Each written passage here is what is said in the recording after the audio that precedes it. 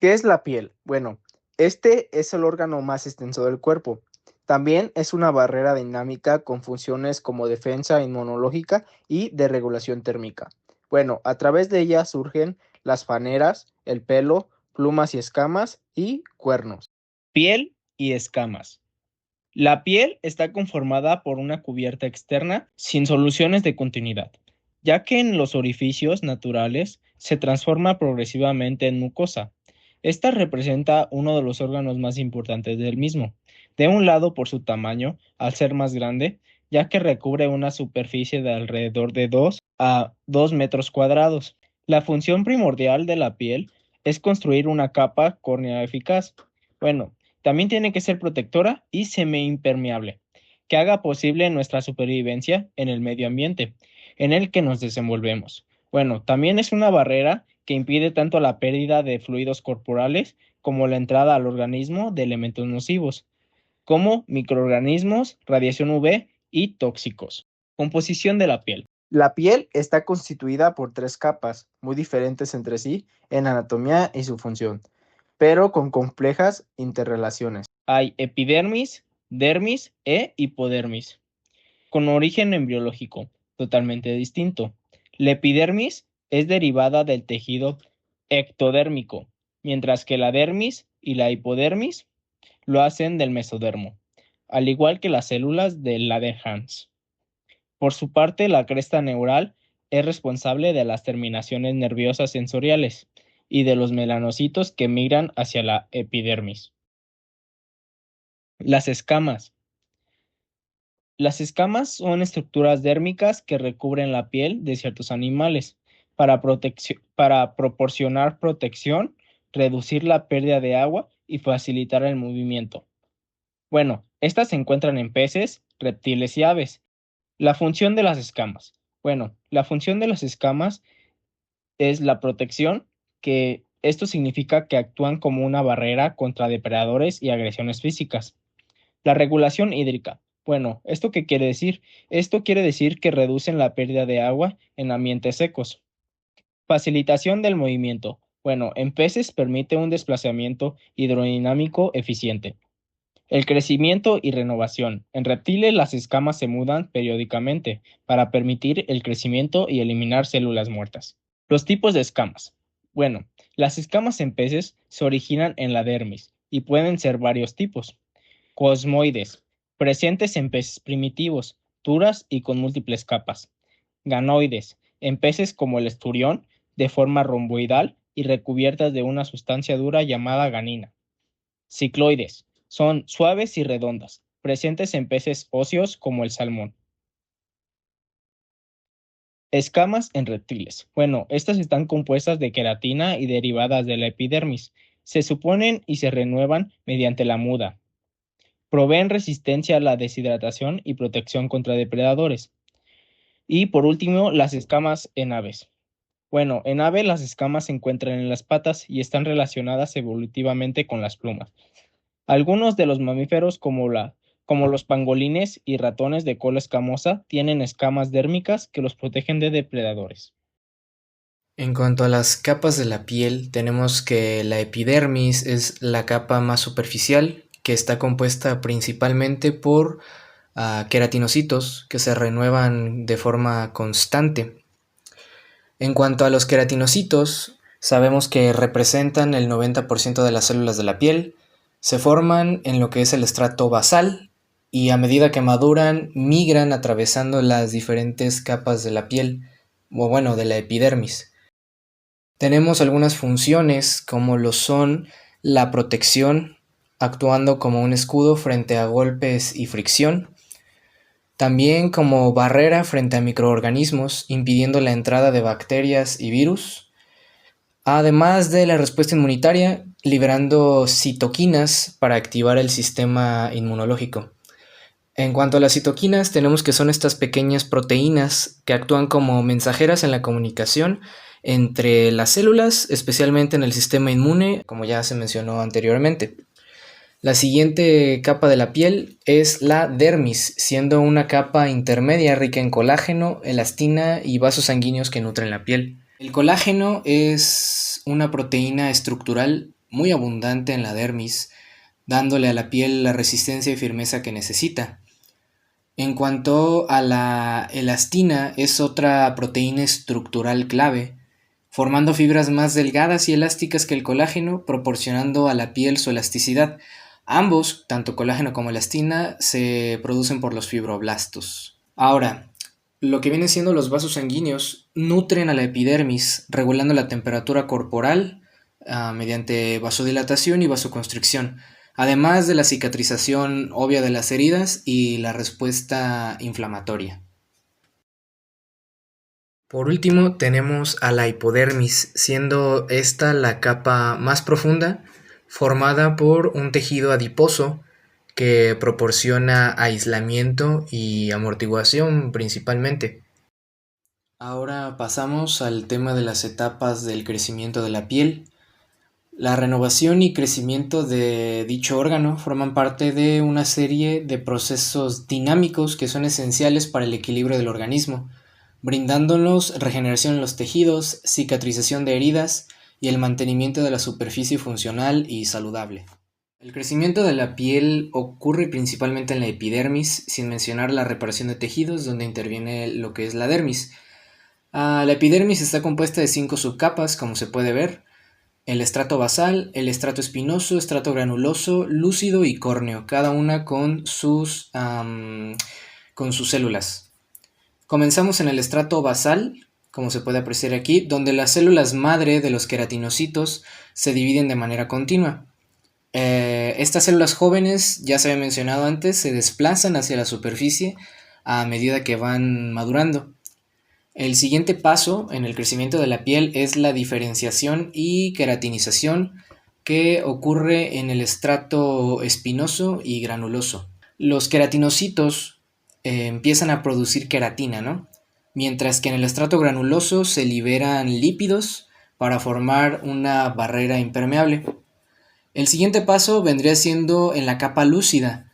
Esta se encuentra en ciertas partes del cuerpo, como lo son las palmas de las manos y las plantas de los pies.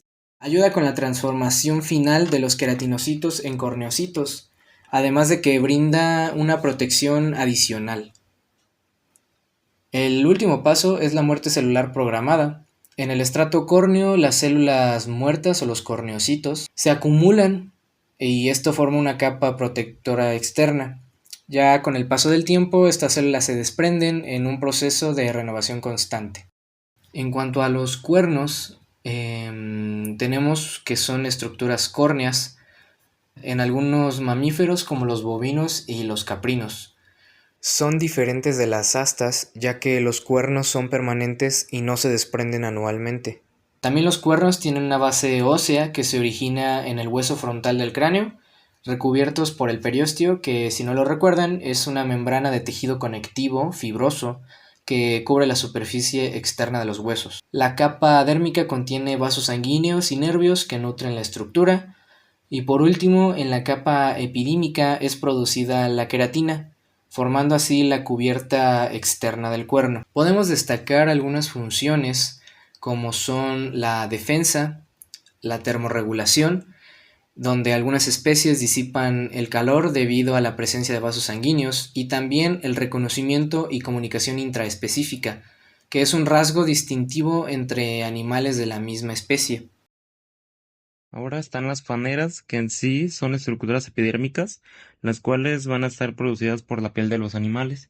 Estas van a cumplir diferentes funciones, en lo que van a estar formadas principalmente por lo que sería la queratina y generalmente por una proteína que es generalmente resistente. Entre las faneras se pueden encontrar como lo que sería el pelo, las plumas, escamas, garras, cascos, pezuñas, cuernos, astas. También van a ser exclusivas de los animales vertebrados que van a estar adaptados al medio terrestre.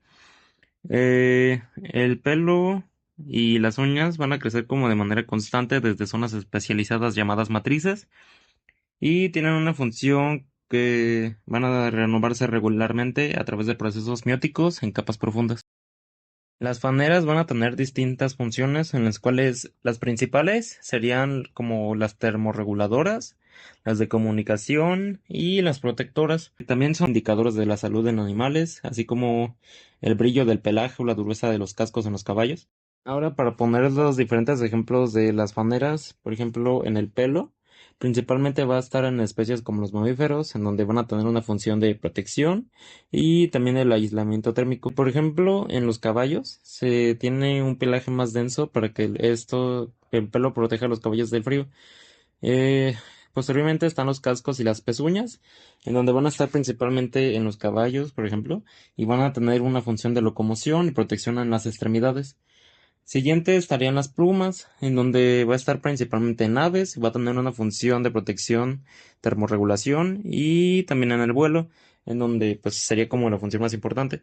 Y siguiente están los cuernos y las astas, que van a estar principalmente en especies como los bovinos, caprinos y ciervos, en donde van a tener una función de defensa y dominio. También estarían las escamas, que se van a encontrar en los reptiles y en los peces. En las fases del crecimiento del pelo, por ejemplo, esta tiene tres fases, en las cuales la primera fase es la fase anagena, que pues va a usar a las células de matriz del folículo piloso y se va a dividir activamente. Ahí el pelo va a crecer y se va a alargar, y pues esta fase va a durar pues del tamaño de lo que sería el pelo del animal.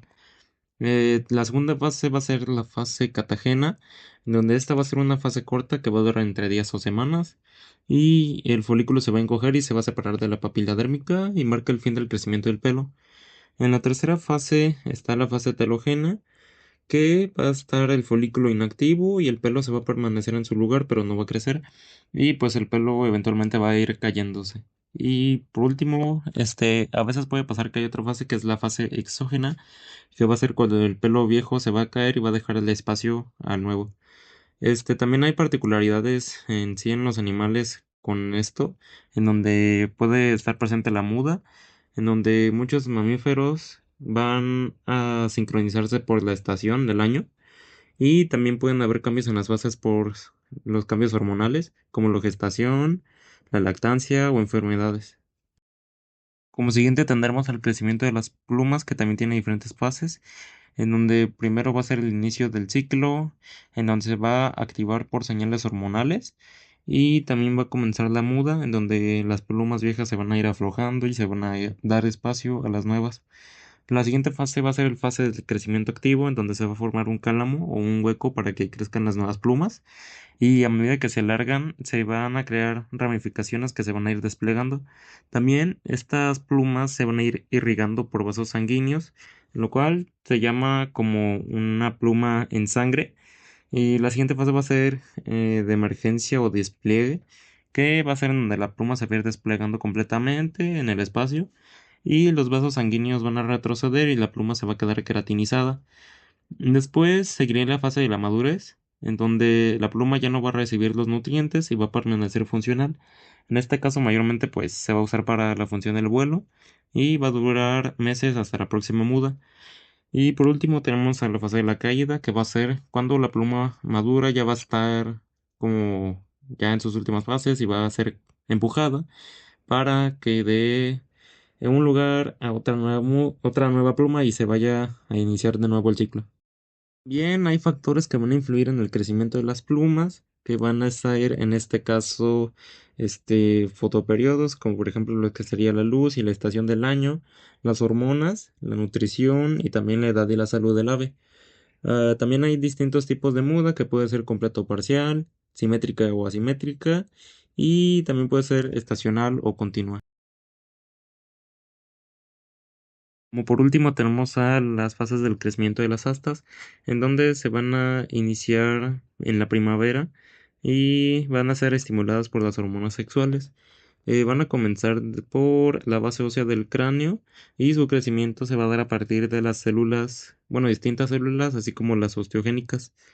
La segunda fase, que se va a comenzar en el verano, es el crecimiento activo, en donde las astas van a crecer rápidamente, más o menos como 2 centímetros por día, en el caso de los ciervos, y van a estar cubiertas por terciopelo, en donde van a nutrir al hueso en su formación y se van a formar estructuras internas como las ramificaciones. La siguiente fase es la mineralización, en donde esta fase se va a comenzar en finales del verano. Va a aumentar la testosterona con la cercanía del otoño y el hueso se va a mineralizar completamente y se va a cortar la irrigación del terciopelo. Como siguiente etapa está la plenitud funcional, se va a dar en el otoño, donde las astas ya son estructuras sólidas y se va a usar para la exhibición o el combate durante la época del celo. Estas ya no van a estar tampoco irrigadas ni vivas en esta etapa. La siguiente fase va a ser la caída del asta, en donde se va a dar en el invierno y principios de la primavera. Esta va a disminuir la testosterona tras el apareamiento y va a debilitar la unión ósea. Las astas se van a empezar a caer y va a comenzar de nuevo el ciclo. También hay distintos factores que van a afectar las fases, como lo serían las hormonas, la edad del animal, el estado nutricional, la genética y el ambiente. A lo largo del estudio de la piel y sus estructuras anexas, hemos descubierto que este órgano no solo cumple una función de protección, sino que constituye un sistema altamente complejo e indispensable para la vida. Analizamos sus capas, etapas de crecimiento y regeneración, así como la manera en que da origen a múltiples estructuras especializadas como lo son las faneras.